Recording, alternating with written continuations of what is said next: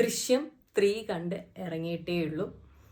As A movie love എനിക്ക് ഒറ്റ കാര്യം പറയാനുള്ളൂ, സ്ലീപ്പേഴ്സ് ആക്ടിവേറ്റ് ആവാൻ പോവുകയാണ്.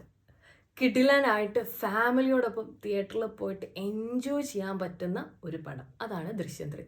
എൻജോയ് എന്ന് പറയുമ്പോൾ തമാശ അങ്ങനെ ആ രീതിയിലല്ല, ഒരു ഫിലിം ലവേറിന് എൻജോയ് ചെയ്യാൻ പറ്റുന്ന കിടിലൻ പടം. ദൃശ്യം എപ്പോഴും കോമ്പീറ്റ് ചെയ്യാൻ വേണ്ടി പോകുന്നത് ദൃശ്യത്തിൻ്റെ ആദ്യ ഭാഗങ്ങളോടാണെന്ന് എനിക്ക് തോന്നുന്നുണ്ട്.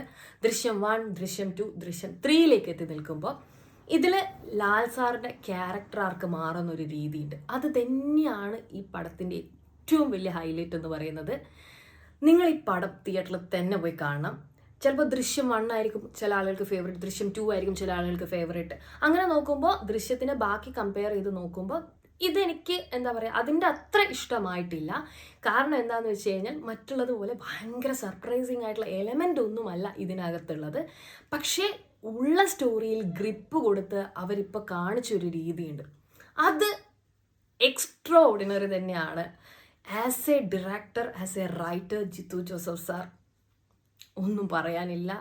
നിങ്ങളൊരു ലെജൻഡാണെന്ന് നിങ്ങൾ തെളിയിച്ചിട്ടുണ്ട്. എൻ്റെ പേഴ്സണൽ ഒപ്പീനിയനാണ്, എനിക്ക് ദൃശ്യം 3നേക്കാൾ ബാക്കി 2 ഇഷ്ടമായി. കാരണം ഞാൻ അത്തരത്തിൽ ട്വിസ്റ്റുള്ള മൂവീസ് കൂടുതൽ ഇഷ്ടപ്പെടുന്നു എന്നുള്ളതുകൊണ്ട് മാത്രമാണത്. നിങ്ങൾക്ക് ഓരോരുത്തർക്കും എന്താണ് പേഴ്സണൽ ആയിട്ടുള്ള ഒപ്പീനിയൻസ് ഉണ്ട്. അപ്പോൾ കൂടുതൽ ഒന്നും പറയുന്നില്ല, കാരണം സ്പോയിലേഴ്സ് എനിക്ക് ഇഷ്ടമല്ല. അതുകൊണ്ട് നിങ്ങൾ പോയി കാണുക, എന്താണ് നിങ്ങളുടെ അഭിപ്രായം എന്നുള്ളത് ഹോണസ്റ്റ് ആയിട്ട് കമൻറ്റ് ചെയ്യുക.